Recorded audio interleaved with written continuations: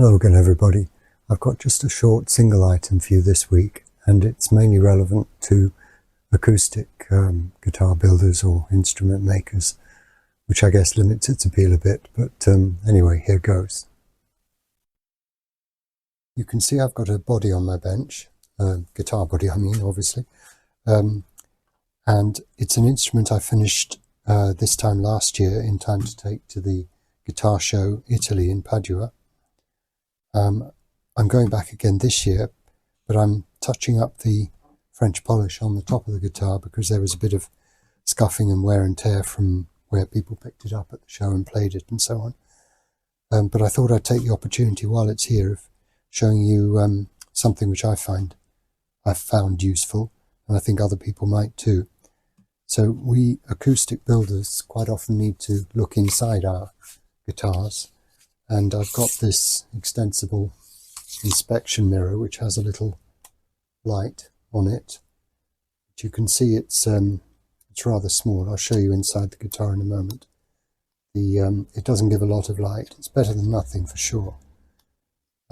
So I'll show you inside the guitar and what I've done to improve matters. So here we are looking inside the guitar, and you can see, especially if you're looking at something where the lights can be fairly close, it's okay. It works reasonably well. I think the focus is all shot actually. I'll try and get it in focus, but I think it's okay. That looks good. But if I want to look, say, right down to the tail of the guitar, the tail block, I can't really see much down there. There's not enough light basically. So what I've got here is just a little LED panel, battery powered, well actually rechargeable. This was very cheap, I don't know where I got it, but you find this kind of thing everywhere these days. And it's very bright indeed. I think it may be meant to be some kind of bike light or something like that. But anyway, if I put this inside the guitar and the mirror back, you'll see just how much more light there is and how much better we can see. And the other kind of enhancement I've made, if you like, is to, I'll just take it out again, is to glue a neodymium magnet on the back so that, oops, it's not good for the finish, so that I can put another magnet on the other side of the guitar, and I can then put the body upright if I want to. So I'll show you that. Here I've got another rare earth magnet. These ones are very strong indeed.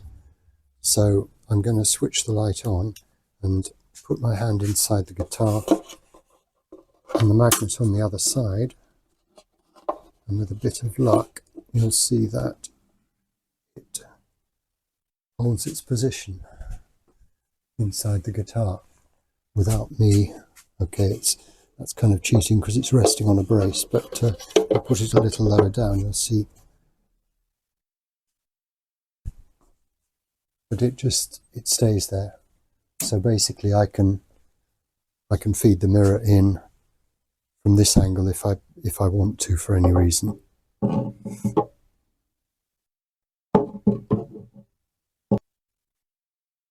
So here's the magnet just stuck on the back. It's held obviously by its counterpart on the inside, and this works very well. You can always stack magnets as well if you can't find one strong enough to hold the weight of the lamp on its own. So that was it. Well, there you have it.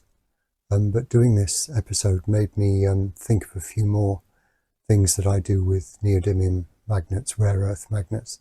So in some future episode, I think I'll dedicate it to other uses of magnets around the workshop, or at least how I use them. Okay, so until next time, goodbye for now.